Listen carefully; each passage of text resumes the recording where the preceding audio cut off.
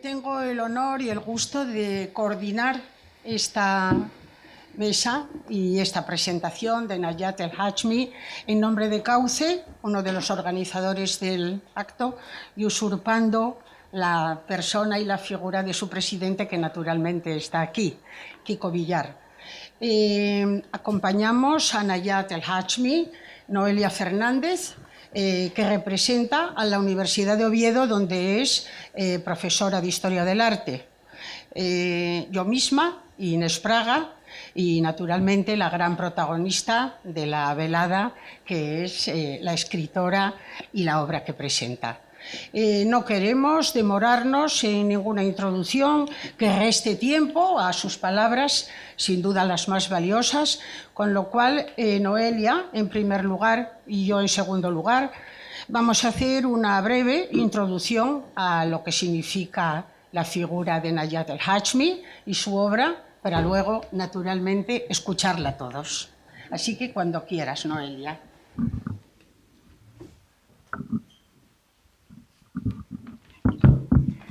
Gracias, Inés. Buenas tardes a todas y a todos. Para mí es un placer estar aquí esta tarde, precisamente en representación de la Universidad de Oviedo y del Vicerrectorado de Extensión Universitaria y Proyección Cultural, para dar la bienvenida a Najat El Hachmi aquí a la Casa de la Huelga, en Langreo.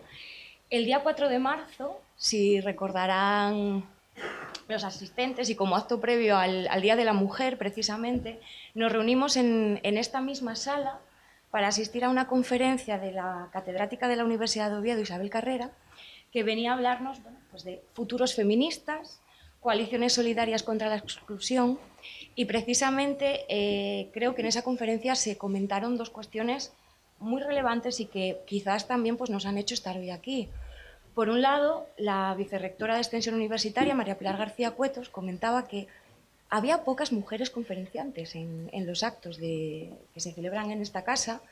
Y luego, por otra parte, la propia Isabel Carrera nos animó, pero encarecidamente, a conocer tu obra. Y hoy no han pasado 2 meses siquiera, y aquí estamos precisamente pues, dándole la bienvenida a Najat, lo cual considero que es todo un honor para quienes estamos aquí. Realmente, bueno, pues para comentar un poco su trayectoria, Najat nació en Benisidel, en la zona del Rif, al norte de Marruecos, en el año 1979. A los 8 años fue cuando se trasladó aquí a España, a Vic, donde se crió y se formó hasta que finalmente fue a estudiar Filología Árabe a la Universidad de Barcelona. Profesionalmente ha tenido diversas ocupaciones, ha sido empleada de la limpieza, ha sido cocinera, monitora de deportes, ha sido también mediadora en la Delegación de Enseñanza de Vic, si no tengo mal anotado, y en el año 2004 fue cuando publicaste tu primer libro, Yo también soy catalana. Y a partir de ahí comenzó una trayectoria que a mí me parece muy relevante tanto en el ámbito nacional como incluso en el ámbito internacional, porque con El último patriarca no solamente obtuvo el galardón Ramon Llull en el año 2008 cuando lo publicaste, sino que incluso recibiste el premio Ulises, ¿no? en Francia, e incluso fuiste la finalista del Premio Mediterráneo en la sección de producción extranjera, ¿no? Vamos a decir. Decir también que precisamente esa obra, El último patriarca, se llegó a traducir a 10 idiomas, lo cual pues, también nos indica esa relevancia que tienes en la esfera internacional, y después continuó publicando obras como La cazadora de cuerpos en el año 2011, La hija extranjera, 2015, premiada también con el premio San Joan, y posteriormente La madre de leche y miel en el año 2018. Desde 2019 colaboras con El País, con textos interesantísimos, muy diversos también, de muy diversa naturaleza, como La importancia de un trozo de tela o Velos para otras vendo, por ejemplo, Cosas que le diría al Papa, Los políticos que no amaban las lenguas. Es decir, realmente tus inquietudes son muy diversas y nos trasladan, bueno, pues a muy diferentes escenarios, ¿no? Ese mismo año también publicaste Siempre han hablado por nosotras, que realmente ha sido un manifiesto con un impacto amplísimo, tanto en medios como a nivel de los lectores, ¿no? en nuestro país. Y para no extenderme más, porque creo que ya con toda esta trayectoria que les he comentado queda patente el papel, ¿no? que va a desempeñar hoy aquí Najat, como nos va a ilustrar hablándonos de su última obra, El lunes nos querrán. Creo que ese ha sido un pensamiento que en general hemos tenido todas en algún momento de nuestras vidas. Y quería finalizar citando otra de tus obras. Precisamente siempre han hablado por nosotras para que vean, bueno, pues esa importancia, ¿no?, que tiene conocer lo que nos tienes que contar al final. Si el mero hecho de pedir la palabra para expresar o hacer constar tan solo todas las injusticias que las mujeres hemos sufrido se considera un acto subversivo de por sí, para los nuestros ese atrevimiento está visto como una traición a la familia, a la tribu, a la patria y sobre todo al Islam. Gracias por abrirnos la mente, Nayat, y bienvenida.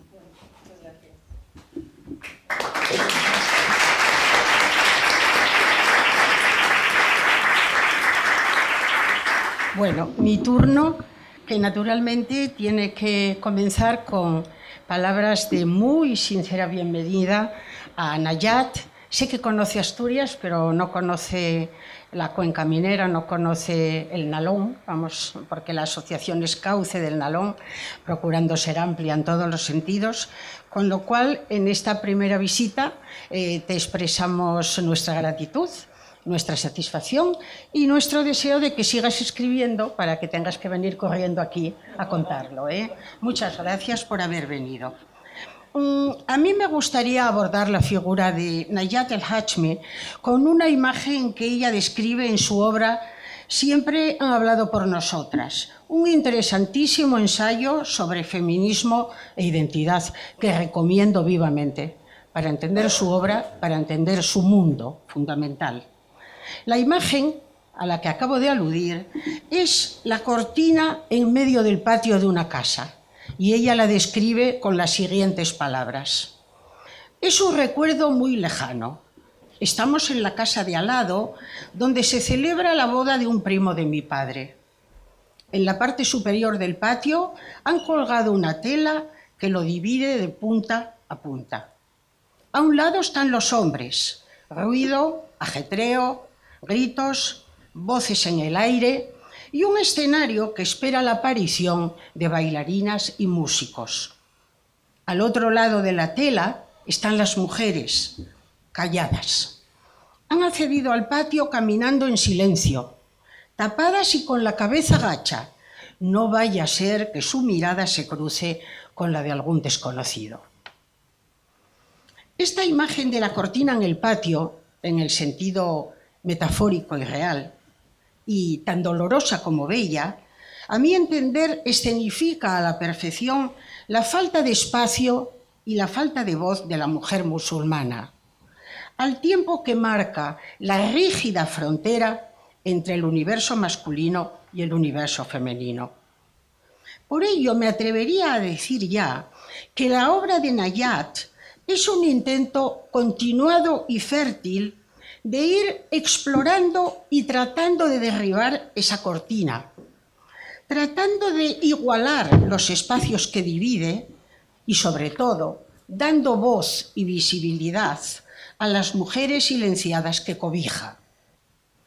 Una tarea ciertamente difícil que la autora acomete haciendo suyas las palabras de Mary Wollstonecraft, una escritora inglesa de últimos del siglo XVIII, pionera del feminismo y autora de Reivindicación de los Derechos de la Mujer, que ya dijo en 1792, repito, 1792, la siguiente frase: no deseo que las mujeres tengan poder sobre los hombres, sino poder sobre ellas mismas. Sabias palabras, porque establecen que la gran batalla de la mujer debe ser la autonomía y la libertad para regir su propia vida, y nunca la mera imitación de los roles del varón o la competencia absurda e inútil con estos roles. Nayat El-Hachmi sabe que el espacio tiene sus leyes, como las tiene el discurso patriarcal con su estricta asignación de roles. Pero sabe también que nada es estático ni definitivo y que cualquier frontera puede ser desplazada o modificada. Por ello, cuando explora las dos partes que divide la cortina, es decir, los hombres y las mujeres, ella está muy atenta a las distintas generaciones y a la evolución que sufren. En el varón, por ejemplo, está muy atenta al largo camino que va desde la férrea ley del padre hasta los fundamentalismos de las nuevas generaciones. Y en la mujer, ese epicentro de su obra, a los diversos derribos de muros y cortinas, no solamente en el ámbito doméstico, hasta alcanzar, o al menos intentar alcanzar, la ansiada libertad. Porque es una mujer que, como ya hemos dicho, además de mujer, es musulmana e inmigrante y, por tanto, tiene todas las papeletas para estar destinada a la periferia social y a la periferia laboral. Y es una mujer que Nayat desgrana maravillosamente en sus distintos y a veces controvertidos roles. Una mujer que es esposa, madre, hija, amiga, ciudadana, trabajadora, cuidadora, amante y, lo más difícil, además de todo ello y al mismo tiempo, lo más difícil de todo, ser una mujer. Porque, por ejemplo, el hecho de nombrar y describir la sexualidad femenina, como hace nuestra autora con gran maestría, es todo un reto en un mundo donde aún resuenan las tremendas palabras de Mahoma, que son las siguientes: miré al paraíso y vi que la mayoría de sus habitantes eran pobres. Miré al infierno y vi que la mayoría de sus habitantes eran mujeres. Porque pocas escritoras se han atrevido a abordar con tanta claridad, a veces con tanta crudeza, el cuerpo femenino y su significado, pero un significado que no es solo sexual, sino también cultural.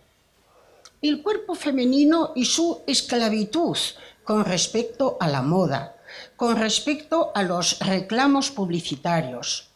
Un cuerpo femenino que está sujeto a las imposiciones, muchas imposiciones, en nombre de la religión o en nombre de la identidad o identidades.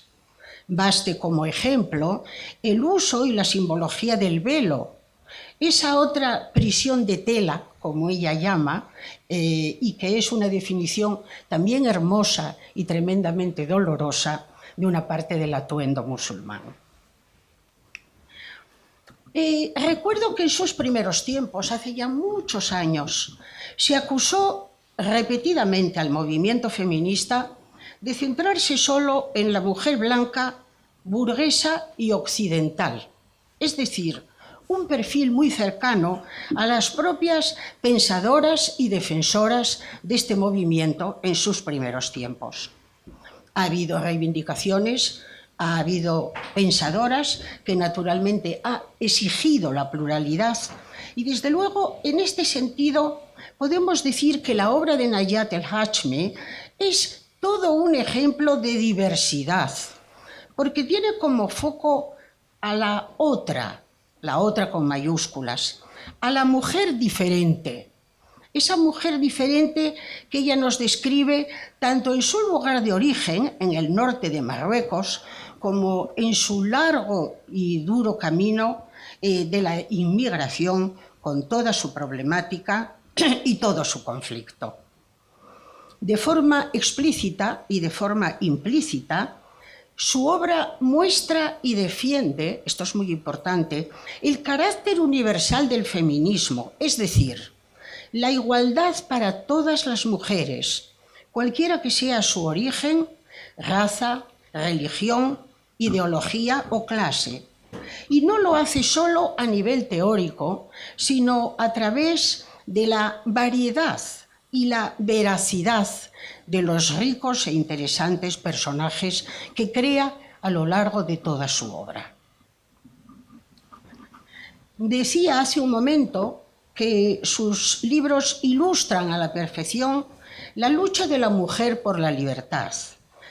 Pero Nayat va más allá y habla también de algo muy importante y que solemos olvidar, que es el precio de la libertad. El precio de esa libertad. de las renuncias y carencias que conlleva el ejercicio de una plena autonomía personal. Su voz, clara y valiente como pocas, expone y denuncia esas prisiones de tela, como son la cortina y el velo, entre muchas otras cosas, pero lo hace sin dogmatismos y sin certezas absolutas, lo cual no ensombrece para nada su gran lucidez y su firme compromiso no solo con la mujer, sino con las clases más desfavorecidas. Hace 2 días, en la tertulia literaria de Cauce, a la cual tengo el gusto de pertenecer, analizamos precisamente El lunes nos querrán, la obra de la que ella nos va a hablar esta tarde. Y hubo unanimidad absoluta respecto al gran interés del libro y las múltiples lecturas que suscita. Pero, y esto es muy importante en mi opinión, también estuvimos de acuerdo en que las historias que cuenta nos resultan familiares, porque no hace tanto tiempo que en España el machismo era práctica cotidiana y aceptada, y no hace tanto tiempo que el franquismo, en alianza con la Iglesia Católica, diseñó para la mujer una vida de sumisión y entrega. El ángel del hogar, las llamaron, que indudablemente se prolongó varias décadas, costó un precio y en algunos casos trajo el infortunio, no en todos ni mucho menos. Gracias, Nayat, gracias de verdad por contar todo esto de una manera tan bella y tan clara, por explicarnos con la debida crudeza las dificultades de los inmigrantes en España, que se nos olvidan, por recordarnos que nosotros también emigramos en busca de trabajo y nosotros también tuvimos que aprender otra lengua y vivir con gente que no nos entendía y que incluso nos despreciaba porque éramos españoles. Gracias, en fin, por hacernos reflexionar sobre cómo fuimos lo que fuimos y nunca debimos ser. Y sobre todo, por denunciar que esa cortina, en este caso metafórica, que divide a los hombres y las mujeres, sigue existiendo en muchos patios y en muchas casas cerca de nosotros. También se nos olvida. Así que no dejes de escribir y vuelve al Langreo a contarnos historias tan bellas como necesarias. Muchas gracias.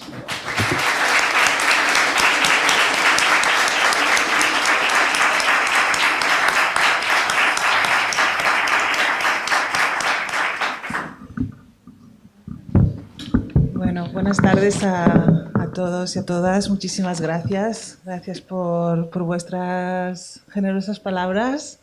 Gracias por invitarme a estar aquí.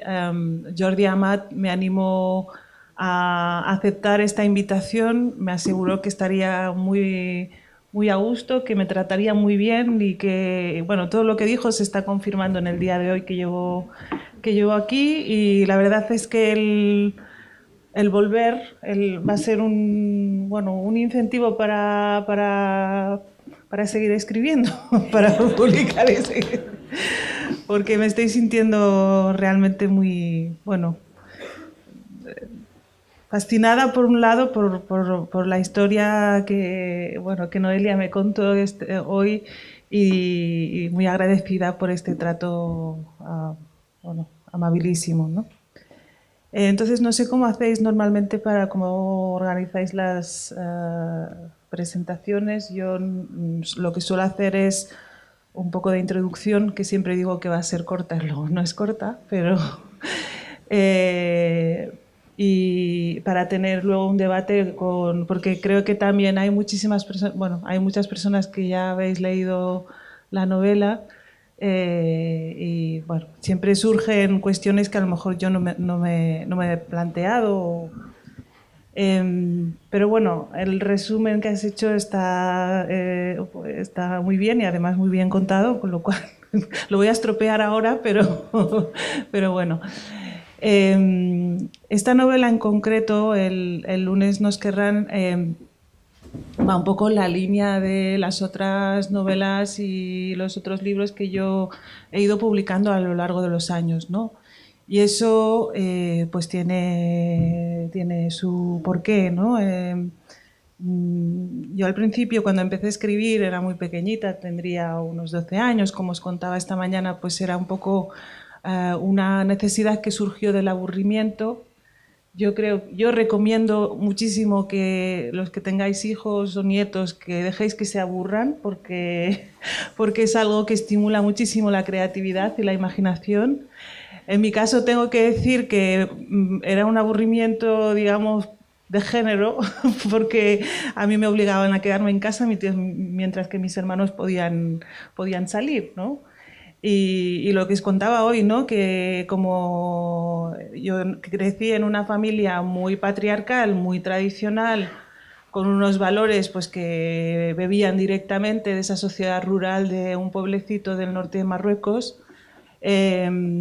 pues está muy definido cuál era mi rol dentro de la familia, qué tareas tenía que hacer. La única diferencia, una diferencia muy importante entre la vida de mi madre y la mía, es que yo llegué a un país con 8 años en el que la educación era obligatoria. Y eso quienes han nacido ya en este sistema pues lo ven como algo completamente normal y no se plantean que pueda ser de otra forma. Pues hay evidentemente muchos sitios en los que esto no es así, ¿no? Y esa obligación de la obligatoriedad de la educación realmente acaba resultando revolucionaria, porque sin darte cuenta pues te vas haciendo con toda una serie de instrumentos que al final te resultan muy, muy útiles, ¿no? Entonces, en ese contexto familiar a mí se me abocaba al aburrimiento, porque como era mujer pues no podía salir de casa, pero no se contempló la posibilidad de que dentro de casa también te pudieras rebelar contra esas normas patriarcales y ese machismo de una forma bueno, que nadie imaginó, ¿no? Y es que primero con la lectura y después con la escritura yo empecé a descubrir que había muchas cosas en mi entorno y en mi contexto que no entendía, que ni siquiera podía darles nombre. Yo creo que esa es la parte más,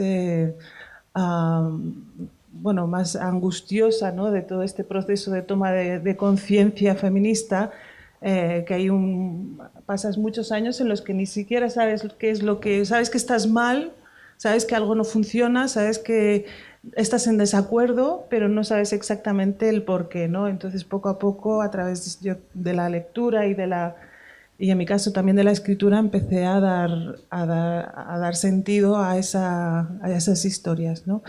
Entonces, por eso, desde hace muchísimos años, mis novelas y buena parte de los artículos que escribo pues tienen que ver con precisamente ese contexto, ¿no? Y realmente El lunes nos querrán contiene casi, yo creo que todos los temas que han ido apareciendo. Es como una novela de cierre, bueno, no sé si cierre, porque siempre digo que es cierre, lo vuelvo otra vez a los temas de cierre de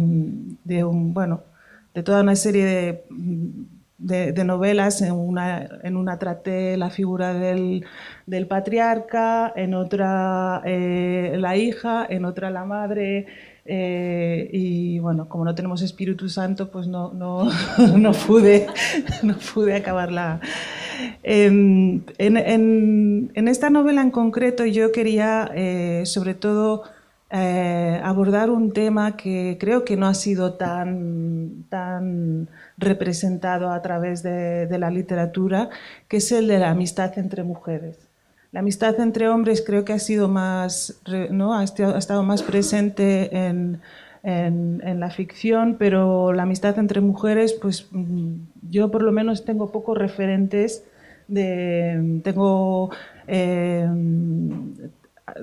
a lo mejor la referente más cercana es la escritora catalana Montserrat Roig, que como bueno, estuvo también tratando todo el cambio cultural que se produjo en los años 70 en relación a la situación de la mujer, pues ahí había algunas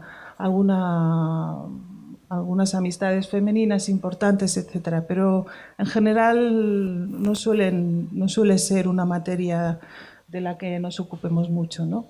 A lo mejor también porque nos dijeron eso de que las mujeres éramos las peores enemigas de las otras mujeres, que eso es algo que se repite constantemente cuando, bueno, yo creo que se desmiente muy fácilmente esa, ¿no? Porque no conozco ninguna mujer que por muy mal que se lleve con otra mujer la haya asesinado, y en cambio hay muchísimos hombres que asesinan a mujeres, ¿no? Pero ahí queda el tópico. Entonces yo tenía la necesidad de contar esa historia de dos mujeres jóvenes que son hijas de familias de la misma procedencia, de inmigrantes de origen marroquí, musulmanas, y que, bueno, la historia empieza cuando se conocen y empieza esa historia de amistad, ¿no? Aunque son dos familias del mismo pueblo de origen, en realidad son distintas entre ellas, porque eso también es algo que cuesta mucho visibilizar, ¿no? Y yo siempre tengo la sensación de que cuando cuando se escribe sobre personajes que tienen alguna característica cultural distinta, tendemos a pensar que todo el mundo que viene de ese origen y que tiene esa cultura o esa religión, pues son exactamente iguales, ¿no? Y lo que cuesta ver, lo que cuesta identificar es precisamente la diversidad dentro de la diversidad, que al final es un poco, acaba siendo un privilegio el poder ser a título individual incluso, ¿no? Porque siempre tú como parte de ese origen que cargas con la etiqueta que te ponen, sea cual sea, parece que tengas que responder a esos rasgos culturales, a esos rasgos religiosos, y lo que eres en realidad, lo que eres de verdad y lo que te diferencia dentro de tu familia, que todo el mundo es del mismo origen, pues es algo que queda completamente fuera de foco, y eso tiene consecuencias muy importantes, porque de algún modo la personalidad individual siempre está anulada por esa visión del colectivo, de la comunidad, del conjunto, ¿no? Y yo estoy convencida que en eso la ficción puede tener un papel muy importante, porque no solo estás definiendo los rasgos, ¿no? que están presentes en el contexto en el que viven muchas personas, sino que tienes personas concretas, con todos los elementos que la caracterizan, ¿no? Por eso esas tres chicas al principio que salen a correr, yo cuando empecé a ver la novela solo veía a mujeres corriendo, no sé por qué, pero y era como la imagen que más no sé, definía o contenía el malestar que estaban viviendo esas chicas en ese barrio, en un barrio que tiene toda una serie de características que también pues tiene unas consecuencias muy importantes sobre la vida de las personas que viven en estos barrios, ¿no? Yo sé que se debate y se habla poco sobre precisamente lo que supone ese tipo de segregación urbanística, ¿no? Que no es una segregación que sea como la apartheid, que esté establecida por leyes, ni mucho menos, pero que se va dando y que es algo contra lo que es casi imposible luchar, ¿no? Tú llegas de Marruecos y automáticamente vas a parar a unos barrios determinados. Y ese fenómeno no es un fenómeno natural, aunque así se vea desde fuera, ¿no? Ni es porque nos gusta estar con los nuestros, que también es otra cosa que nos repiten mucho, no, es que vais a vivir ahí porque como os gusta estar juntos, y la verdad es que es todo lo contrario. Yo cuando trabajé de mediadora, que estuve una época trabajando de mediadora. La mayoría de los inmigrantes lo que querían era huir de esos barrios precisamente porque querían vivir con mayor libertad y sin ese control social que supone compartir las mismas calles, las mismas plazas con personas que venían del mismo pueblo, no, es que no del mismo país o de la misma provincia, no, el mismo pueblo, y que se sabía muy bien. Con esto yo me liaba muchísimo porque mi madre sabía, o sea, aquí se perdió un poco la costumbre, pero ahí se sigue muy presente la costumbre de conocer todo el linaje de las familias, porque lo de los apellidos es algo de hace 2 días, que empezó con la colonización, pero la forma en que la gente se conocía era porque eras hijo de tal, que era hijo de no sé quién, hijo de no sé quién. Bueno, una cadena así larguísima. Yo creo que llegó a mi abuelo y poco más, porque no. Pero dentro de ese contexto, pues el hecho de que todas las personas de procedencia migratoria acaben en un barrio, en el mismo barrio, pues hace que de algún modo se acaban importando no solo las cosas buenas de esos vínculos familiares y el poder acompañarte en ese proceso tan duro que es la inmigración, sino también pues las cosas más negativas, como ese control social que es especialmente perjudicial para las mujeres, ¿no? Porque aquí hay un tema, digamos, que está en la novela, pero que también está en el ensayo, y que es un poco el malestar general que están viviendo muchísimas mujeres hijas de la inmigración musulmana, ¿no? Y es que en este proceso de trasladarnos desde Marruecos aquí, suponíamos o podríamos suponer que el acceso a la igualdad y a la libertad podría ser mucho más fácil, ¿no? Y se podría acelerar, porque no estamos en un país en el que hay leyes, hay mucho machismo, pero no hay leyes específicamente discriminatorias hacia la mujer, ¿no? Como ocurre en Marruecos. En Marruecos, a día de hoy, por ejemplo, la herencia sigue siendo la mitad para el hombre, o sea, la mujer hereda la mitad que un hombre, porque está en el Corán, entonces ahí no se puede cambiar. Se cambiaron muchas cosas que están en el Corán, pero las que tienen que ver con las mujeres son inamovibles, no se pueden tocar. Está penalizado el adulterio, Entonces, bueno, parecía que con la migración eso se iba a acelerar por ese acceso a la educación también, por ese acceso al trabajo remunerado, pero ¿qué ocurre? Que nos incorporamos a esta sociedad, pero nos incorporamos en tanto que inmigrantes. Y en tanto que inmigrantes, o sea, se corta un poco, se establece como unas dificultades muy importantes precisamente para acceder a esa igualdad, ¿no? No en base a los derechos, porque por suerte, pues en la mayoría de las leyes igualitarias no se ponen, o sea, no se ponen en duda cuando la persona la mujer es de origen extranjero.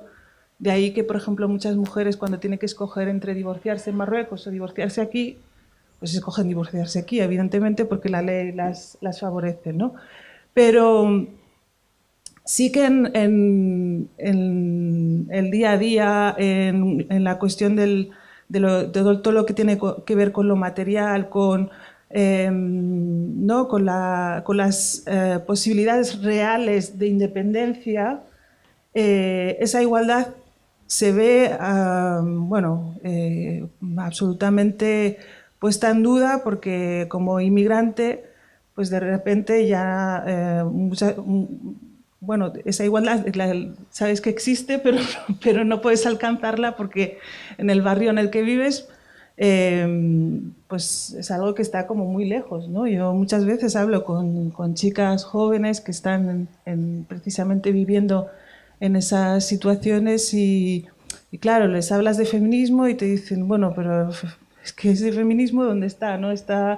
está muy lejos de mi realidad, porque al final yo creo que la libertad es un concepto que puede teórico muy cargado de significado, pero si en la práctica no se puede llevar a cabo porque la desigualdad es tan enorme que no puedes acceder a ella, y la paradoja es esa, ¿no? Que llegas a Europa, ¿no? a sociedades democráticas, a sociedades avanzadas, desarrolladas, que es la situación de mayor progreso al que puedes acceder, y resulta que en tu caso no basta con simplemente abrazar ese sistema para que puedas vivir en una situación de igualdad, ¿no? Primero porque, como aparece en la novela, las hijas de la inmigración tienen que llevar un proceso muy doloroso de ruptura, en la mayor parte de los casos, con sus propias familias. Y esa ruptura es muy solitaria, para empezar, porque es muy difícil que alguien pueda entender lo que supone estar en ese lugar, y es emocionalmente desgarradora porque, claro, al principio quieres negar que realmente tu malestar y tu sufrimiento te venga dado precisamente por aquellas personas que más quieres en este mundo, que son tus padres, ¿no? Entonces, darte cuenta realmente de que es dentro de casa donde tienes el problema, pues suele ser un momento que marca un antes y un después en la vida de cualquier chica de origen musulmán, ¿no? Y en la novela, pues más o menos las que empiezan siendo las tres amigas, pues empiezan a darse cuenta de eso, y por suerte pues pueden apoyarse un poco unas en las otras, pero no por eso deja de ser pues muy difícil, y por eso no nos extraña que a veces haya chicas que decidan, no es el caso de ninguna de ellas, pero que decidan de algún modo echarse para atrás, porque ¿cómo vas a asumir esa ruptura? ¿Cómo vas a asumir hacerles daño a tus padres, a tus familiares? ¿Y cómo vas a asumir también la ruptura?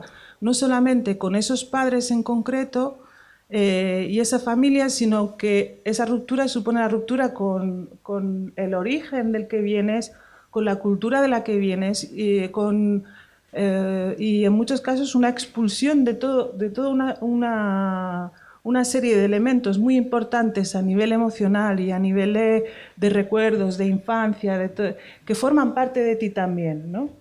Entonces ahí yo la verdad es que me parece tremendo que a estas alturas pues siga habiendo chicas jovencísimas que mientras sus compañeras están haciendo twerking y están en TikTok, ellas se tengan que plantear esos dilemas, ¿no? O sea, y además no lo cuentan, porque eso no se cuenta, porque te da vergüenza, pero está ahí y lo están pasando, ¿no? Entonces yo, cuando se habla de ese feminismo que se supone que no nos representa porque es burgués, como todas las feministas son burguesas, no sé cuándo empezaron a ser todas burguesas, pero claro, cuando se habla de eso, yo me pregunto, entonces, que el feminismo puede permitirse relativizar en la situación de sufrimiento de esas chicas, puede mirar hacia otro lado, puede ser indiferente y decir, bueno, como es su cultura y su religión, que eso de su cultura y su religión es un invento muy eficaz para desentenderse de lo que les pasa a otros. Y para mí, personalmente, es una de las frases más racistas que existen, la verdad, aunque parezca que sea de respeto y de tolerancia, es una tolerancia de complicidad con el sufrimiento de otros, ¿no? Y Y bueno, os decía esto, que la paradoja de las protagonistas de la novela es que ellas tienen muy claro que el trabajo las hará libres, ¿no? Que el trabajo, a través del trabajo podrán conquistar su propia independencia. ¿Por qué? Porque han visto lo que ha supuesto para sus madres el tener el estar completamente dominadas por los maridos, porque no se pueden sostener económicamente por ellas mismas, ¿no? Pero ¿qué ocurre? Que esta novela está situada como a finales de los 90 y ya estamos en un panorama de absoluta precarización del mercado laboral. Para todos, pero especialmente para aquellas y aquellos que se supone que vinieron a aceptar todavía unas condiciones peores de trabajo. Que este es otro discurso también muy racista que se ha extendido muchísimo y que todo el mundo acepta como normal, ¿no? O sea, hay una gente en otro continente que no tuvo nada más que hacer que, primero, tener la vocación de ir a trabajar por mucho menos de lo que trabajaban otros. Su vocación en la vida era cobrar menos que los demás. Y emprendieron un viaje larguísimo, costoso, dificilísimo para aterrizar en una sociedad y darse cuenta de que había unas personas que tenían unos derechos y ellos, porque, no sé, por algo biológico, por una esencia extraña, pues se amoldaron, se conformaron con menos derechos que los demás, ¿no? Esa es una de las grandes mentiras que se han difundido sobre los inmigrantes y que evidentemente, bueno, se desmiente cuando las personas tienen la posibilidad de estabilizar un poco su situación, porque ya tienen, por ejemplo, toda la cuestión de los papeles arreglada. Lo primero que hacen es reivindicar tener el mismo sueldo que otros, ¿no? Pero en el caso de las mujeres de la novela, que son, ya digo, situaciones muy habituales, o sea, ellas acceden a ese trabajo, el trabajo está precarizado de forma generalizada y además, en su caso, van a tener que ocupar aquellos puestos que nadie más quiera hacer, ¿no? Y otra vez la paradoja es que están huyendo de una casa en la que las obligan a cocinar y a limpiar porque son mujeres y no quieren ese destino, y cuando salen a trabajar les ofrecen cocinar y limpiar porque está en su ADN, porque son mujeres inmigrantes, ¿no? Entonces ahí hay como una especie de... o sea, la sensación es muy parecida a cuando estás en una cinta de correr, ¿no? Que estás intentando avanzar, pero parece que no llegas nunca a ninguna parte porque cuando ¿no? te encuentras con otro obstáculo. Tienes que conquistar en realidad el derecho a trabajar porque muchas de las familias... eso está cambiando también, pero muchas familias es que ni siquiera dejaban a las chicas poder salir a trabajar. Y en cambio, cuando conquistas ese derecho a trabajar, pues resulta que es un trabajo que no te permite sostenerte por ti misma, ¿no? Entonces, esa decepción con la sociedad de acogida se va repitiendo en muchas cuestiones con las que se van encontrando, ¿no? El tema de la presión sobre los propios cuerpos es algo que yo también tengo está muy presente en todo lo que he escrito, porque creo que es una de las mayores fuentes de sufrimiento y malestar que vivimos todas las mujeres, y que es un auténtico magma sobre el que estamos, sobre el que estamos, ¿no? De verdad, muchísimas, porque el no se verbaliza suficiente, no se cuenta lo suficiente, pero estamos, o sea, hay los hospitales que atienden a chicas, sobre todo con trastornos de la conducta alimentaria, están sin plazas, están desbordados de trabajo, hay muchísimos Y es como si de algún modo eso fuera, no sé, como una manifestación de un malestar que, bueno, puede tener aparentemente razones estéticas, pero que es mucho más profundo, ¿no? En el caso de las protagonistas de la novela, pues en el momento de la adolescencia, ellas no quieren ser sus madres, no quieren ser físicamente, incluso no quieren ser como sus madres. Ese cuerpo como maternal, ¿no? Y yo creo que ahí hay mucho también bueno, de intentar huir precisamente de ese destino de madre, de esposa, de cuidadora. Y luego también es una edad en la que empieza un poco ese reloj y esa cuenta atrás en la que se va descontando el tiempo que te queda para seguir siendo bueno, en mi pueblo decían una chica soltera, no sé, antes aquí se decía una doncella, bueno, una chica virgen, que no... y desde el momento en que empieza la menstruación, automáticamente ves que todo tu mundo empieza a cambiar, tú no sabes muy bien por qué, porque tampoco nadie te cuenta que es que como ya eres una mujer, pues te tienes que... Bueno, te dicen porque eres una mujer, pero tú no sabes que es porque eres una mujer a nivel biológico, porque ya menstruas, porque se supone que eso forma parte de la intimidad, que no se habla. Bueno, es una mezcla entre un tabú, o sea, una actitud como muy de no hablarse nada y al mismo tiempo de aplicarte unas normas que tienen que ver con unos temas que no se hablan nunca, ¿no? Entonces, ahí hay una época realmente en la que, ya digo, empiezan a cambiar todas las normas que se te aplican, empiezan a tratarte más como a tu madre que como cuando eras niña, lo cual también es muy confuso porque crecer, en teoría, te tiene que permitir ser más responsable y por lo tanto tener más autonomía.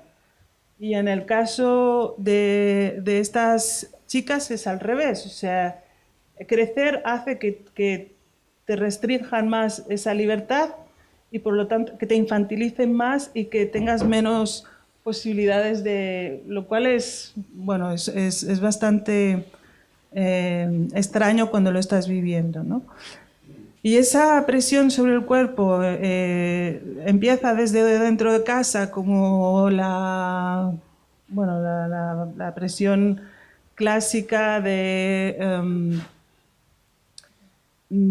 bueno, ver cómo te vistes, de imponerte el velo en muchos casos, aunque el velo realmente es algo bastante nuevo y se lo debemos mucho a los fundamentalistas, porque en mi pueblo, en el pueblo en el que crecí, que era muy patriarcal y muy tradicional, las chicas jóvenes, las solteras, no llevaban velo. Pero, bueno, se van modernizando, entonces nos van tapando cada vez más. Y bueno, y no solo el velo, sino cómo tiene que ser la ropa que llevas, el largo de la falda, el largo de la camisa que cubre el pantalón, ¿no? Toda una serie de normas muy específicas que al final lo que hacen es lo que hacen es que te sientas que, bueno, en realidad tu cuerpo muy tuyo no es, o sea, no se sabe de quién es, pero muy tuyo no es, ¿no?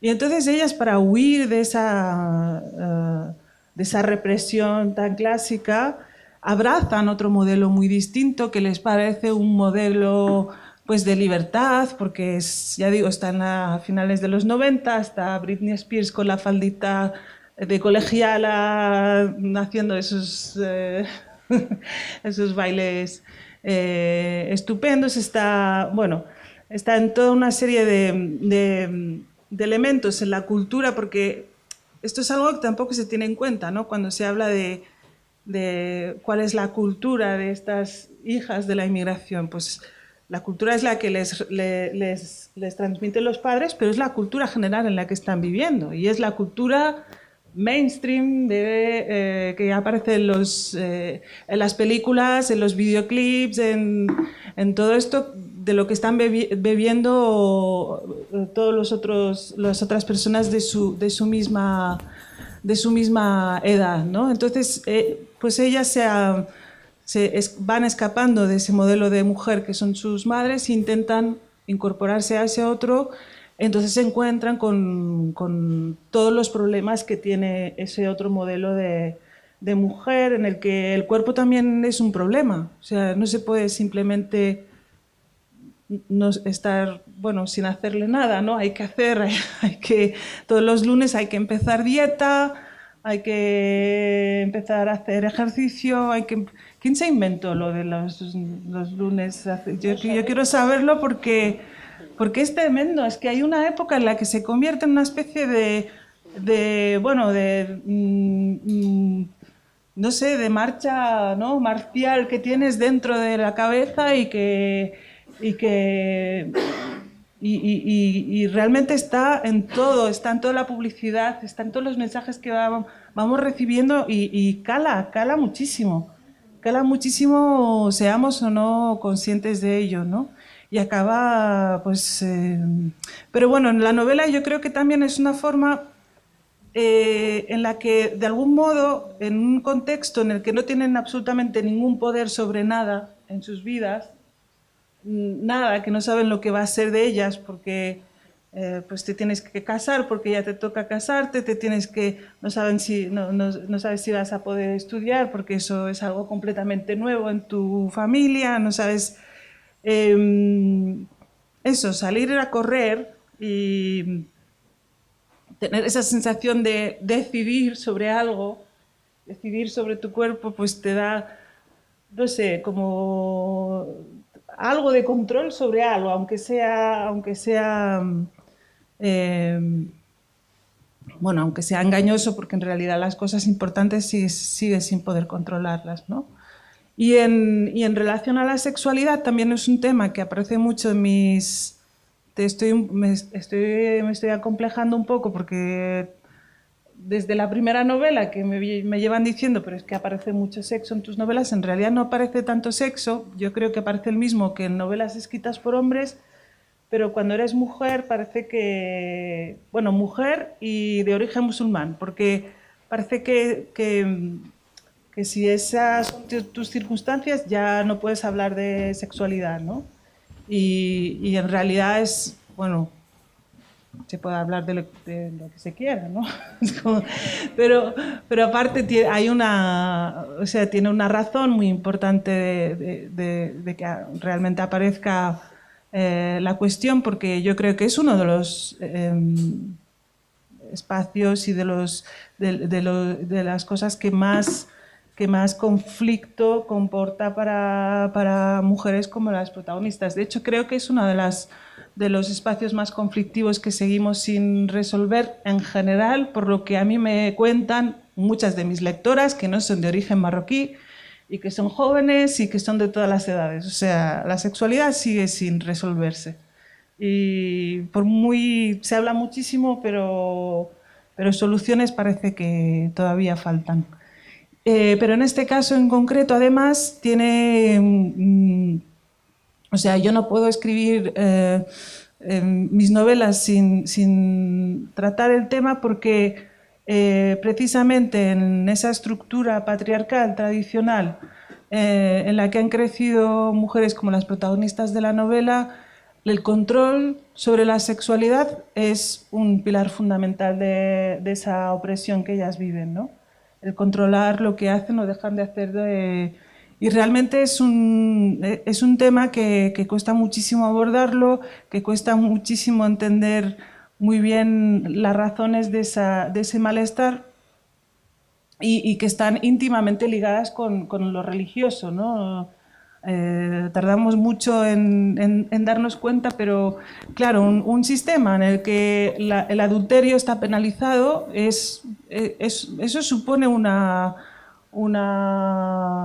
una presión muy importante, sobre todo para las mujeres, porque es normal, yo creo que aquí debió pasar lo mismo, pero normalmente el adulterio penalizado es el adulterio de las mujeres, no es el adulterio de, aunque por ley esté penalizado igual el de los hombres que el de las mujeres, se suele perseguir mucho más el de las mujeres que el de los hombres. Vamos, el adulterio que hay en Marruecos, ni os cuento, o sea, en la práctica la ley se incumple muchísimo, o sea, muchísimo, pero claro, si te quedas embarazada, pues tienes un problema que el hombre no tiene. Y, por ejemplo, en Marruecos uno de los problemas más importantes es la situación de las madres solteras, porque no se pueden reconocer sus hijos, porque para reconocer sus hijos tienen que reconocer haber cometido el adulterio. Bueno, no es adulterio, es la relación fuera del matrimonio. No sé, el adulterio es solo si estás casado, casada, ¿no? Sí. No. Emparejado. Emparejada, sí. Bueno, emparejado no puedes estar porque las únicas relaciones permitidas lícitas son las que se dan dentro del matrimonio. El tema de la virginidad, que es un tema que de verdad es una preocupación constante en la vida de la mayoría, porque hay un tiempo en el que, bueno, realmente está como todo el mundo vigilante, ¿no? De que tu comportamiento no te lleve a ahí usaban una palabra realmente muy, muy fea, que era estropearte, ¿no? O sea, una mujer que perdió la virginidad antes del matrimonio está estropeada. Y entonces ya no sirve. A mí este tipo de lenguaje y este tipo de imágenes, como la imagen de la cortina en medio del patio, realmente a pesar de que era mi propio contexto y de que nací ahí y que siempre pues, fue algo que estaba como muy normalizado, a mí me sorprendía muchísimo y como estar estropeada, como se estropea un ser humano, ¿no? Y deja de ser, no sé, deja de ser válido para... y en fin, pero ellas cuando salen también de ese modelo, intentan escapar de ese modelo de sexualidad, bueno, teniendo relaciones fuera de ahí, cuando pasan por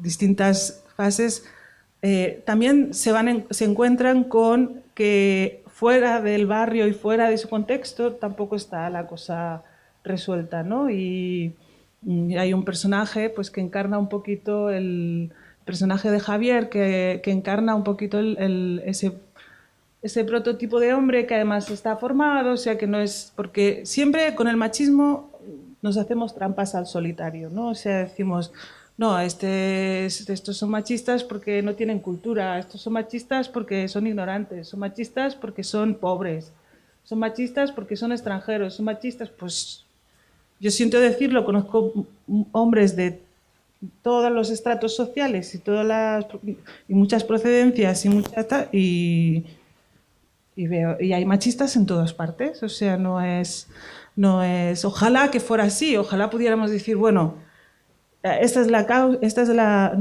causa, por lo tanto, si resolvemos esto ya está, solucionamos el machismo, pero no ha sido así, ¿no? Pero cuando estás dentro de un grupo cultural distinto y además viviendo en esa segregación, pues te preguntas si más allá de las fronteras de tu barrio los hombres serán de otra forma, ¿no? Si realmente... Y hay un momento en la novela en la que incluso las amigas lo debaten entre ellas, ¿no? Y se preguntan, ¿pero los moros son machistas por moros o por hombres?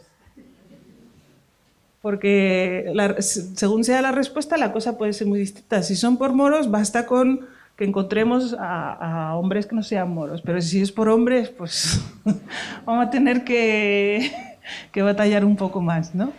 Y además, esto a lo mejor no se percibe tampoco cuando no se ha vivido esa realidad, pero es que hay un tipo específico de hombres que van a buscar en las mujeres inmigrantes las mujeres que aquí ya no existen, ¿no? Y que y que además, bueno, dan por sentado que tú vas a aceptar que te trate de una forma no igualitaria y machista, porque como está en tu cultura, pues tú te vas a moldar mejor a lo que él va buscando, ¿no? Y hay un tipo específico que además o sea, están especializados en buscar pareja dentro de colectivos de inmigrantes para así poder tener un tipo de vinculación, un tipo de relación de pareja que ellos añoran, pero que ya no encuentran tan fácilmente, ¿no? Y ahí es donde, bueno, es una muestra, un ejemplo de esa fusión entre machismo y racismo que continuamente nos vamos encontrando, ¿no? Que por lo que se nos atribuye, las características que se nos atribuyen, continuamente nos vamos teniendo que defendernos contra el machismo del que procedemos, pero también contra las manifestaciones de un racismo que en el caso de las mujeres se expresa a través también del machismo. Y hay una fusión que realmente cuesta muchísimo de poder desactivar, ¿no? Pero bueno, yo creo que lo primero es contar las historias para ver si, si las podemos ver y luego os voy a dejar hablar porque me he dejado el móvil, pero seguro que me he extendido mucho más de lo que he dicho al principio. Para que podáis vosotros intervenir.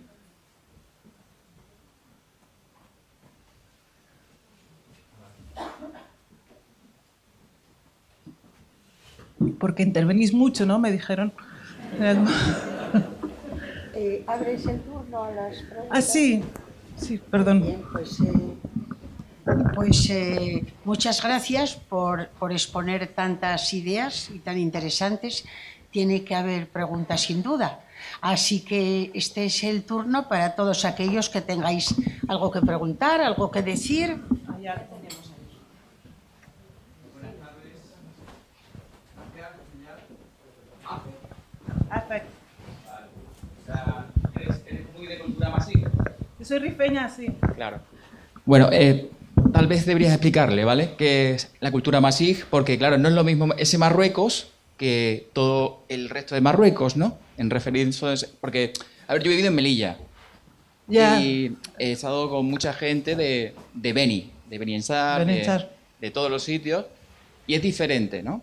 Yo quisiera que explicaras un poco eso y quisiera también que me dijeras en qué parte de la cultura masij detestas, que yo creo que es mucha, o parte de ella, ¿no? Y cuál es la que aún conservas y la quieres, la adoras, te sientes propia.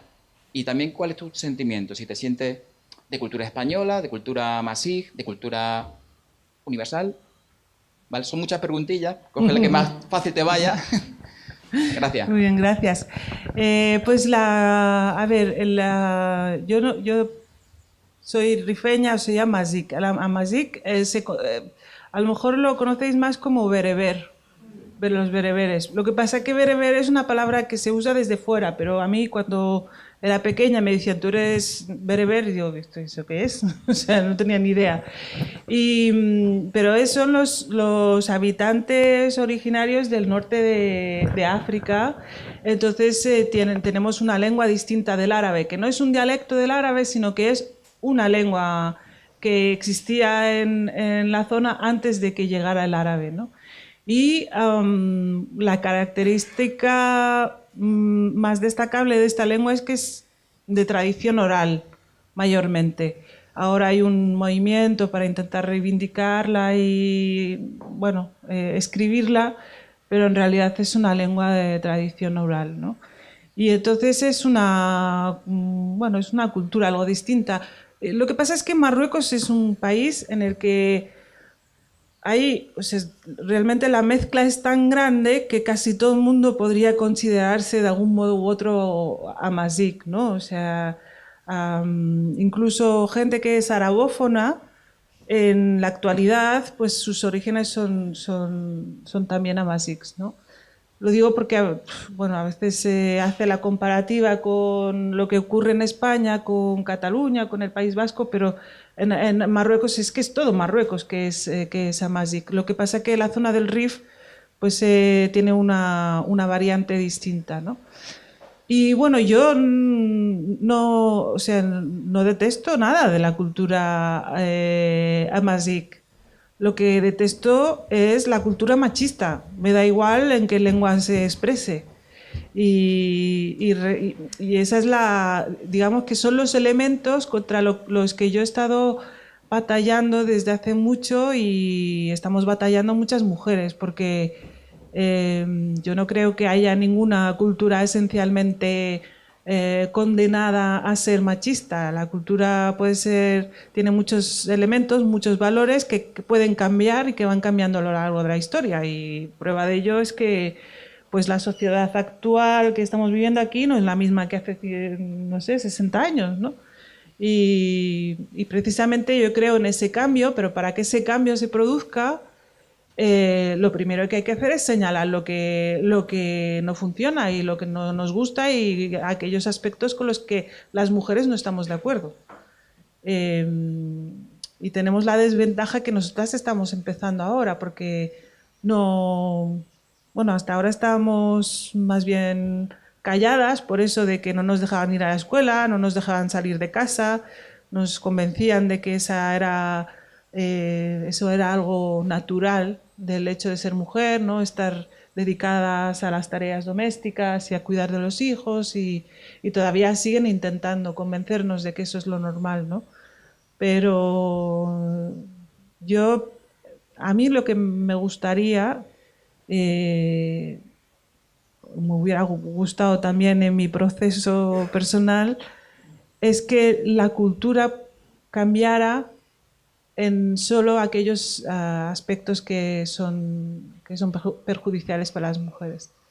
Lo conflictivo ahora mismo es que normalmente cuando nosotras planteamos el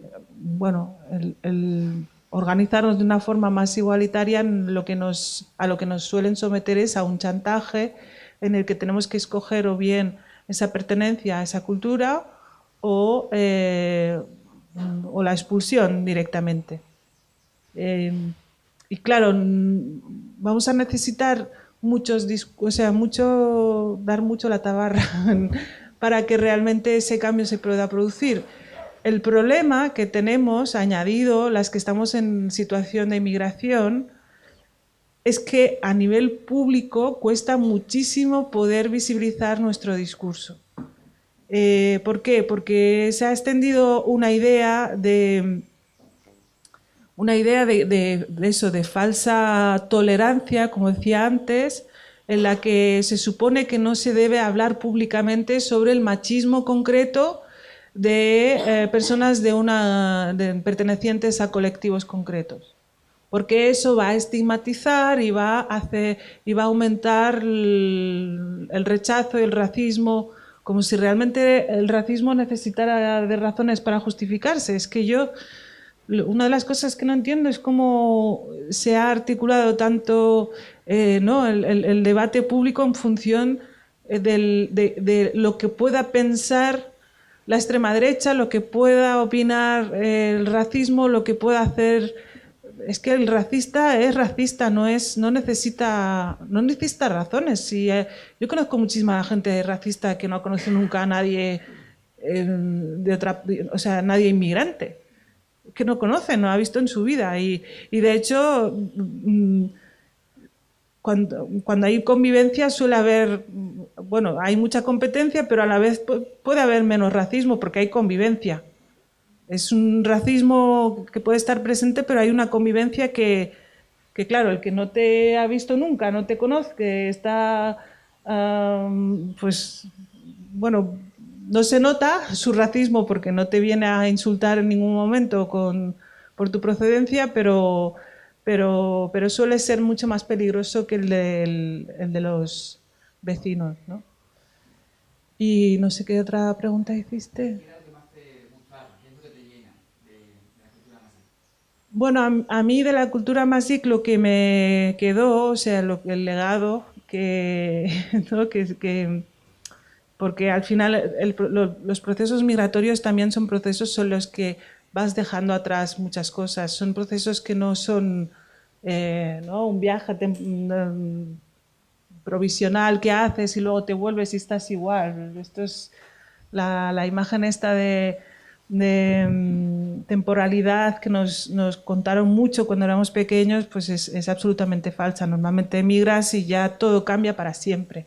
Entonces vas dejando muchas cosas por el camino porque es imposible mantenerlo todo y a la vez incorporarte a esta sociedad, ¿no? Y hay un momento en el que tienes que decidir cosas y acabas... Y yo lo que siento como una herencia de esa cultura es precisamente en ese mundo de mujeres encerradas en sus casas, la capacidad que tenían de poder contar, ¿no? De poder narrar, de contar historias, con todos los elementos propios de los textos literarios, ¿no? Porque no, en una literatura oral pues, tiene que canalizarse la necesidad de expresar literariamente las cosas a través de la oralidad, ¿no? Y esa literatura oral fue con la que yo viví hasta los 8 años y yo tengo la sensación de que fue en realidad la primera semilla de mi necesidad luego de también contar yo también historias, ¿no? No lo hago en rifeño, pero encontré, primero sustituí la pérdida de ese mundo oral a través de los libros, ¿no? Porque de repente cuando llegamos a Vic, a finales de los 80, pues todas esas mujeres muy habladoras, que hablaban todo ¿veis? Es algo muy universal, creo. De repente, claro, ellas ya no estaban y se hizo el silencio. Y ya dejamos, yo creo que fue una de las pérdidas que más noté, ¿no? Y yo encontré otras voces en los libros de la biblioteca municipal y no sé si es una historia que me estoy contando ahora para hacerla más bonita, pero yo creo que ahí empezó un poco. Además tengo una madre, no es que sean solo las mujeres en general, sino que tengo una madre que es muy buena narradora, muy buena. Y ella no lo sabe, pero es muy buena contando cualquier historia, y entonces ahí me empapé de sus capacidades desde muy pequeñita, ¿no? Muy bien. ¿Más preguntas?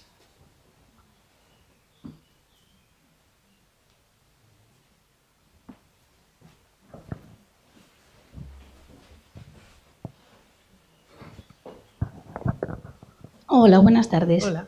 Mira, te quería preguntar sobre lo que antes comentaba sobre los barrios marginales, porque se estudia la morfología estructural urbanística de esos barrios periféricos donde van a parar todos los inmigrantes, y quería un poco saber, tú que has trabajado en ellos, el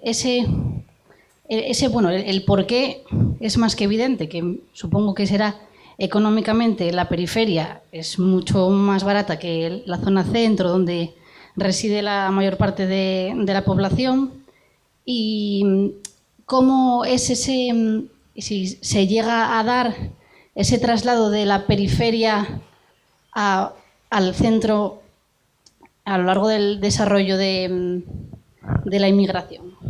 Uh-huh. Sí, yo creo que son muchos factores. En Cataluña, por ejemplo, los barrios en los que viven ahora las personas de origen inmigrante antes estuvieron ocupados por inmigrantes que procedían de otras partes de España, ¿no? Y a la que pudieron irse, fueron sustituidos por esta otra migración, ¿no? Y realmente es verdad que el tema económico pues, es muy importante, porque suelen ser viviendas algo más asequibles, pero no solamente. no solamente porque a veces incluso queriendo salir de ese barrio y pudiendo salir de ese barrio te cuesta porque cuando vas intentas acceder a vivienda que está fuera de lo que se supone que, ¿no?, de los espacios que te corresponden, te encuentras con muchísimas dificultades. Yo eso lo viví en su momento en Vic y realmente era muy complicado. ¿Por qué? Porque desde la óptica de quien está alquilando pisos, e incluso quien está vendiéndolos, esas viviendas que están en esos barrios, si no te los alquilo a ti que eres inmigrante, ¿a quién se los voy a alquilar? Te corresponden, o sea, están preparados para ti específicamente. Y luego, por otro lado, y esto me lo dijo una vez un agente inmobiliario que vendía casas, no era que las alquilaba, y me dijo, es que yo a los moros no les vendo, porque si yo meto un moro ahí ya se me va toda la promoción de casas y no puedo venderlas, ¿no?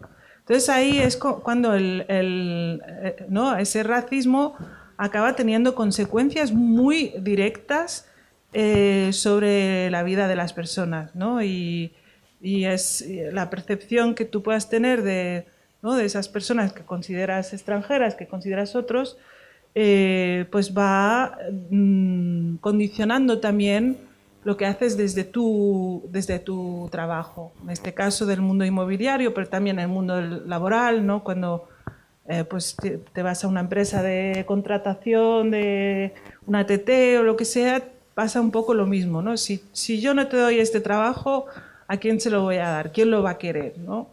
Voy a reservarlo el otro, que es un poquito mejor, pues para quien considera un poquito mejor, ¿no?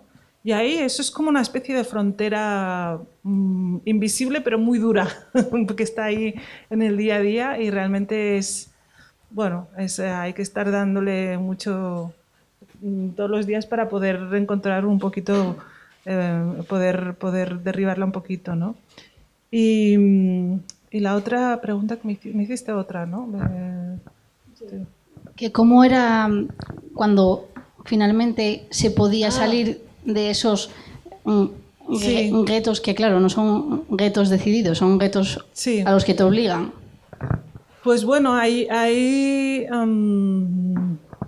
ya digo, el proceso es bastante complicado y yo creo que la sensación de estar en el centro no es solamente geográfica, sino que también se da en el momento en el que tú te sientes interpelada como ciudadana, ¿no? O sea, es que ese gueto no es solamente un gueto económico y un gueto en las condiciones materiales de la vida, sino que además a nivel de democrático es como si no existiera esa población. Muchas veces porque es una población que no tiene todavía la ciudadanía y por lo tanto si no tiene ciudadanía no cuenta y pasa a ser completamente... Por eso se puede utilizar, ¿no?, el inmigrante contra otros, porque como no vota, pues ¿de qué nos vamos a preocupar, ¿no?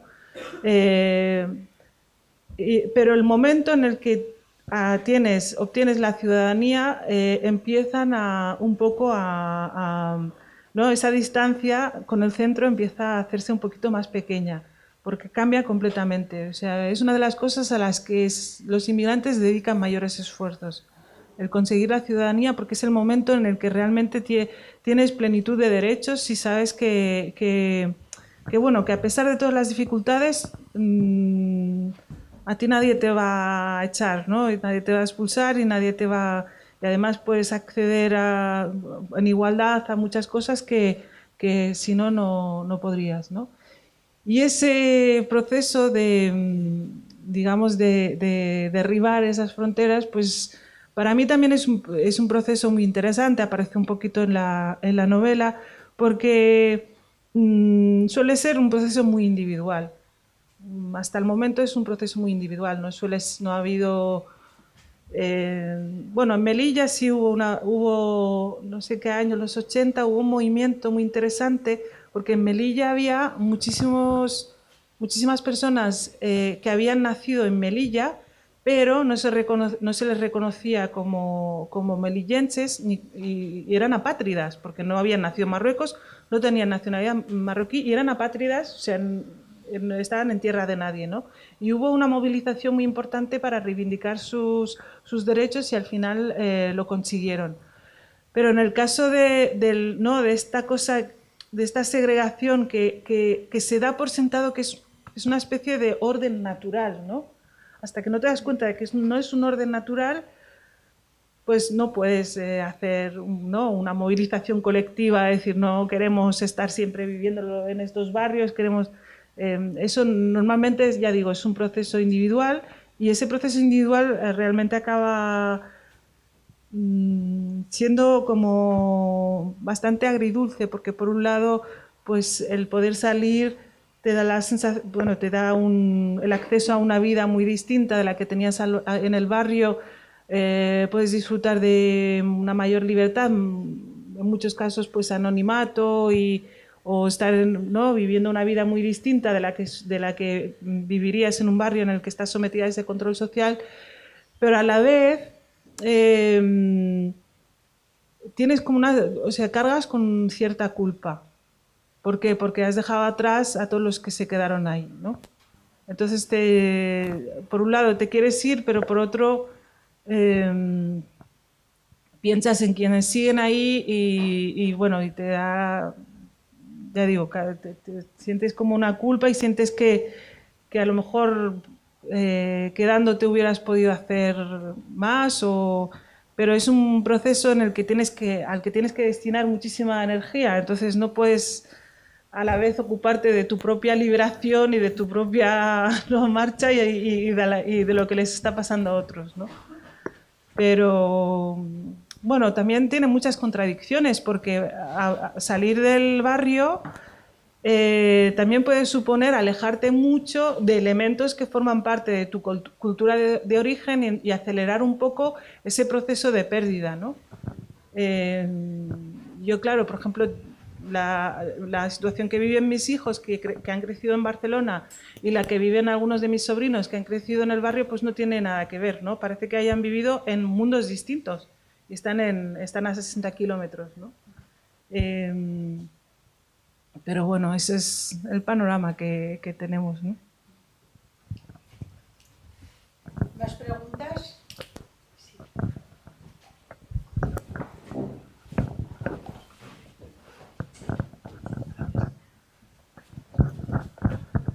Muy buenas.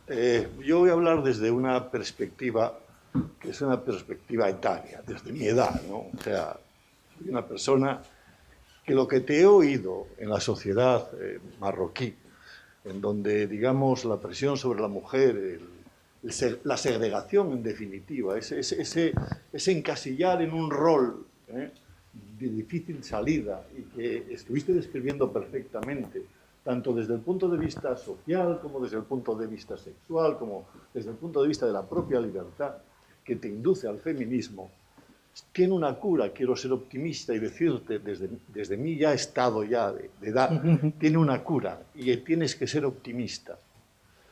Viviendo en una sociedad totalmente distinta a la marroquí, aquí en España, nuestras madres, mi madre, las madres de la gente como yo, tú decías, la mujer está condenada a la casa. Nosotros teníamos un carnet de identidad que a la mayoría de las mujeres, y alguna aquí lo recuerda, su profesión era sus labores. Decía, sus labores.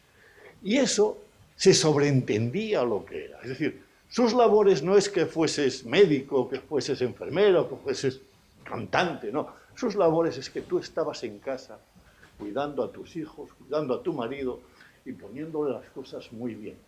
Eso que decías que tan feo que una mujer estropeada, decía la sociedad, aquí era desgraciada, hacerla desgraciada, y también era tan segregada. Lo que ocurre, o lo que yo pienso, y esta es la perspectiva, que la sociedad nuestra, que está bastante más avanzada, sin duda, que la marroquí, en lo que tú comentas, lo ha subsanado el tiempo y lo ha subsanado la lucha de la mujer. Y ahora ya esto ya no se escucha, pero esto era general cuando yo era un niño. La mujer tenía que estar en casa. No podía. A vosotros os ponen un velo, os separan, os ponen un... Aquí te quedas en casa. Y eso era así.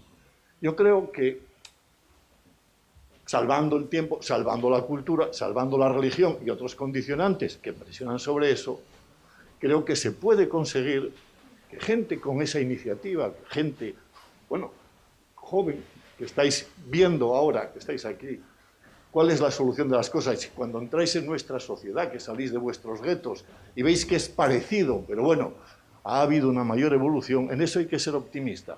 Se necesita tiempo y gente que luche. Y ahí hay que ser optimista. Y con esto era la reflexión que yo quería hacer simplemente sobre todo. Gracias. Yo cuando escucho lo de sus labores me pregunto, ¿y no va a ser las labores de otra, no? No se va a dedicar a las labores de otra, ¿no? Sí, sí. No, yo... sí, ahora.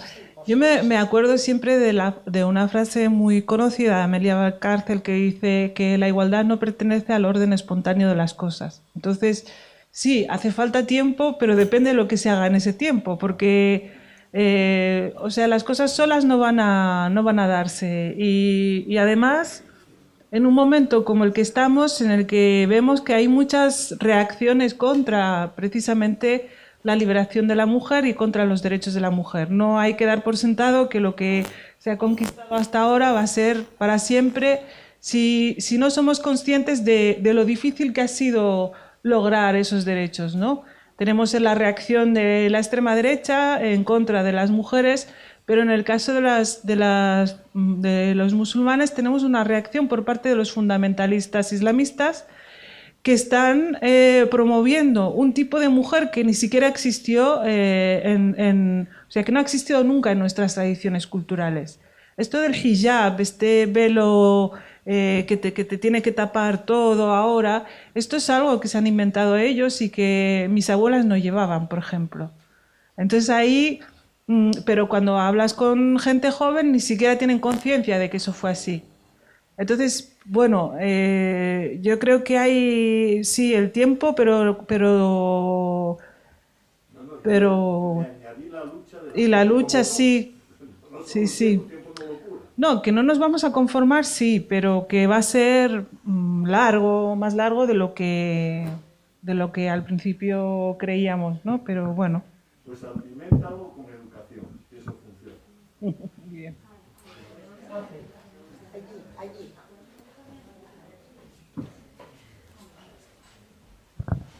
Hola, ¿qué tal? Bueno, encantadísima de conocerte y gracias por venir. Ojalá todo fuera optimismo. No, creo que hablas desde una situación muy privilegiada como hombre. Yo tengo 45 años, soy maestra y telita lo que está viniendo. Así que, claro, hablar desde ahí creo que y que no solo es una lucha de mujeres, cuidado, que os necesitamos a todos, que es una lucha de todos, ¿vale? Pero quien está dando la cara evidentemente somos nosotras, ¿vale? Yo lo que te quería preguntar, como valiente, viniendo de otra cultura, de otro país, que tampoco quiero ahondar demasiado en esto porque creo que ya nos diste muchas pautas y mucha información súper interesante. Sobre todo lo que me llegó al alma fue lo de, jolín, que sois más libres o que erais más libres cuanto más pequeñas, ¿verdad? Que vamos creciendo, vamos perdiendo derechos. Yo digo, ¿qué sientes o cómo te sientes cuando nos venden un feminismo, ¿vale? Que yo estoy harta de escuchar, es que estáis divididas en el feminismo. No, perdón, el feminismo es una teoría política con un sujeto político y una agenda. Todo lo demás no es feminismo. Y esto, por favor, tenemos que tenerlo todos y todas claro, ¿vale? ¿Qué sientes tú, por ejemplo, cuando alguna mujer cerca de donde vives apoya y quiere dar visibilidad y y saca sus carteles del 8M con mujeres con velo, por ejemplo. Y habla de esa libre elección, ¿verdad? Y esa... Tú que fuiste y que eres tan valiente de haber roto, ¿no? con algo que está tan establecido y tan difícil, con esa cadena tan difícil de romper. Eso. Sí me gustaría que nos contaras, ¿tú qué sientes? ¿Cómo te sientes cuando ves eso? Pues mira, te seré muy clara. Yo por parte de ese feminismo me siento absolutamente traicionada. Traicionada porque desde que empecé a investigar para entender un poquito, ¿no?, todo este panorama, precisamente el asidero al que pude agarrarme fue este feminismo que ahora, no sé, bueno, el feminismo que ahora es el demonio porque es, no sé, occidental, privilegiado, hegemónico, excluyente, no sé cuántas cosas más, todo lo peor, de lo peor. Yo creo que es mucho más excluyente el machismo, pero se lleva la fama el feminismo, ¿no? Con estos discursos se diría que el problema principal que tenemos las mujeres que procedemos de ciertos colectivos son otras mujeres, cuando en realidad la mayoría de las veces el problema son esos hombres con esas actitudes tan machistas, ¿no? Sean de la procedencia que sean. Entonces, yo empecé a alarmarme hace unos años cuando empecé a ver pues eso, mujeres con velo por todas partes, porque eso nos hace súper inclusivos, nos hace modernos, nos hace súper guays. Ya cuando ganó Trump y apareció esa imagen de una mujer con la bandera americana, o sea, una mujer con un hijab que era la bandera americana, ya ahí pensé, pero, o sea, es que no puede, no, es una imagen que no puede contener más imperialismo, más, no sé, todo, y a todo el mundo le encantó esa imagen, ¿no? Qué bien, porque es como ir en contra del veto ese que hizo a los y que es muy curioso porque son hombres los que deciden la geopolítica y luego las que pagamos somos las mujeres. O sea, Trump decide que no va a dejar entrar en Estados Unidos a ciudadanos de unos cuantos países musulmanes y la reacción es tapar a una mujer. A ver, yo no veo la lógica entre las dos, no le veo ninguna... Pero también cuando hubo atentados en Barcelona, también se llenó todo en la cabecera de la manifestación, que era una manifestación en apoyo a las víctimas, pusieron niñas, ya no mujeres, niñas con velo, llevándola. Y esas niñas, o sea, las pusieron ahí, no es... y eso, ellos ponen las bombas, ellos se atropellan con la furgoneta y nosotras tenemos que taparnos. Porque no hay mujeres terroristas o sea, no hay mujeres terroristas que hayan asesinado a nadie, ¿no? Y luego, pues ya te digo, yo me siento absolutamente traicionada porque pensaba que estábamos hablando de lo mismo, que este sector del feminismo que estaba en favor, cuando este sector del feminismo decía feminismo, yo creía que estaban diciendo lo mismo que yo, que era igualdad, y era lucha contra la discriminación, lucha contra todos los elementos que puedan suponer algún tipo de sufrimiento y que se nos aplica por el simple hecho de ser mujeres. Y de repente, cuando ellas dicen feminismo, empiezan a defender no mi feminismo, sino el machismo que yo he sufrido.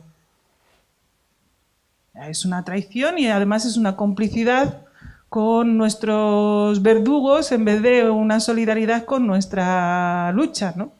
Y ese sí que es un feminismo excluyente. El feminismo que no acepta que los derechos de las mujeres son universales y son para todas las mujeres, procedan de donde procedan, tengan la cultura que tengan y tengan la religión que tengan, el que no acepta eso es un feminismo excluyente, el que tolera la discriminación, el que tolera el velo, el que tolera la poligamia, porque a mí me han defendido la poligamia que, vamos, yo quiero ver Es que con todo esto... yo al final digo, yo os quiero ver ahí, o sea, yo es que os quiero ver ahí, a ver qué tal os sienta la poligamia, el velo, el llegar vírgenes al matrimonio. O sea, tú no puedes defender el poliamor y la poligamia a la vez. No. ¿no? Y ser fluida, ¿no? de sexualidad y que la otra tenga que llegar intacta al matrimonio. Es que... Pero ahí sí que hay una exclusión de un sector de la sociedad que se condena se las condena en base a que nosotras tenemos que ser fieles y leales a nuestros orígenes, a nuestros hombres, y es racismo al final. O sea, es racismo. Es racismo. Es como con la prostitución. ¿Cómo se puede relativizar el sufrimiento que supone estar en situación de prostitución? Pues primero porque a ti no te va a tocar nunca eso.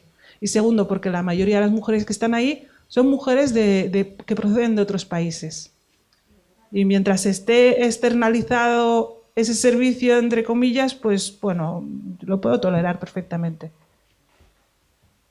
Y ahí ese doble rasero, pues a mí me indigna muchísimo, porque o sea, yo vivo en Cataluña, que somos los abanderados de la modernidad, que nos avanzamos a todo, y ahí pues desde hace años ya tenemos a niñas cada vez más pequeñas yendo al colegio con velo, pero no solo eso, sino pues que no aprenden a nadar, que algunas de ellas desaparecen de repente del instituto pues porque ya las casaron y tal.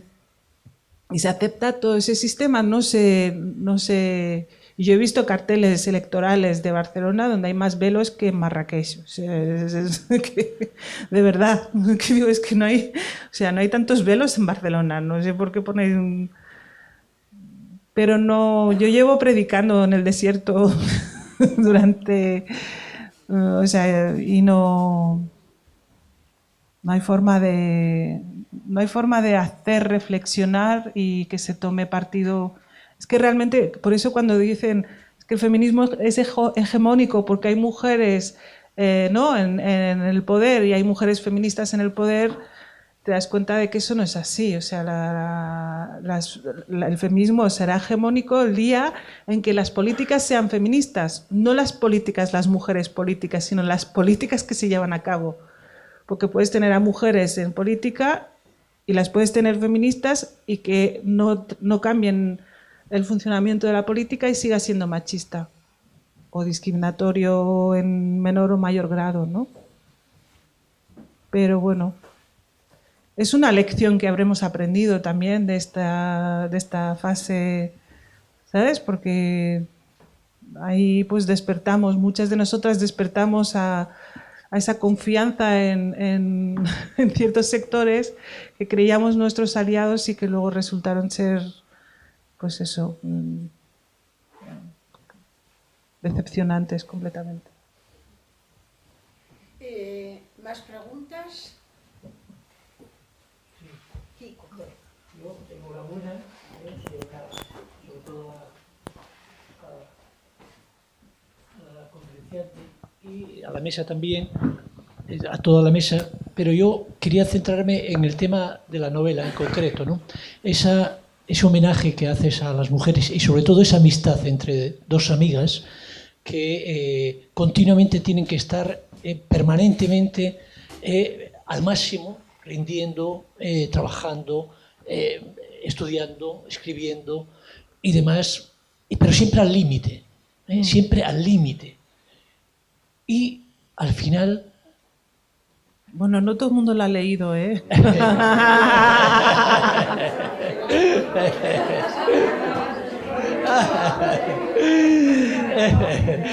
Bien, pues nada, no comento más. Pero la verdad es que es un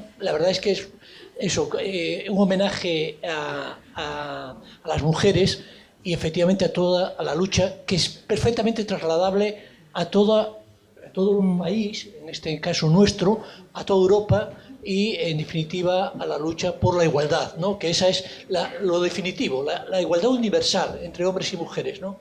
Y entonces la frase que pronunció Inés de esa feminista de 1700 y pico, yo creo que es totalmente definitiva, ¿no? Es decir, que efectivamente sería lo más importante que las mujeres asumierais ese papel, ¿no? Bien, pues nada, muchísimas gracias por esta magnífica conferencia que has dado y demás. Vale. Gracias, muchas gracias. ¿Pregunta más? Tienen ganas de aplaudir ya.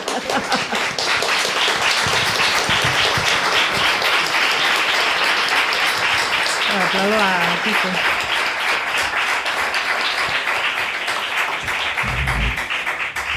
Bueno, para terminar, como siempre hacemos aquí en la Casa de la Huelga y en Cauce Nalón, os vamos a comentar la próxima actividad después de escuchar a esta extraordinaria Najat Hazmi sobre una novela que es extraordinaria, que yo os invito a todos, que hay todavía ahí alguna, que la leáis, porque el miércoles que tuvimos la tertulia en Cauce disfrutamos todos, sobre todo la mayoría de las personas que estábamos allí, todos, y además lo primero de todo es que está tan bien escrita que merece la pena solamente por eso leerla, y sobre todo por la defensa que hace de esa mayoría de la humanidad que son las mujeres, ¿no? Y que han sufrido durante siglos a través de todos los poderes, de todas las religiones y de todo el progresismo que hubo hasta ahora, desgraciadamente. Bueno, entonces lo que os quería comentar es que el próximo acto que vamos a tener aquí en la Casa de la Huelga sería el viernes 13 de mayo, organizado por los langreanos del mundo, con el único objetivo que es el de un acto de promoción de la candidatura del pueblo ejemplar Valle del Samuño, que están trabajando durante años, que ya se han presentado y que Inés, Jorge y demás son parte del protagonismo de ese también de lucha por conseguir esto, y que van a intervenir entre otros José Manuel Solís, que es el secretario de la asociación, Carlos Fernández, que es otro socio de Cauce y que es un ingeniero agrícola y que fue durante el último tiempo que estuvo trabajando aquí, fue director conservador de los paisajes protegidos de las cuencas, ¿no? Y por último, Aladino Fernández, que nos va a hablar del patrimonio social y cultural del Valle del Samuño, ¿no? Este es el próximo acto, y ya digo que está organizado por los langreanos del mundo, con la colaboración de Cauce Nalón y el Ayuntamiento de Langreo, que todavía no ha dicho quién. Me ponen aquí el presidente de Langreanos del mundo, pendiente de quién asistirá, ¿no? Bueno, pues esto es lo que yo os quería transmitir, y nada, enhorabuena a Najat y a toda la mesa. Gracias. Y a todos los que asististeis. Gracias. Gracias, muchas gracias.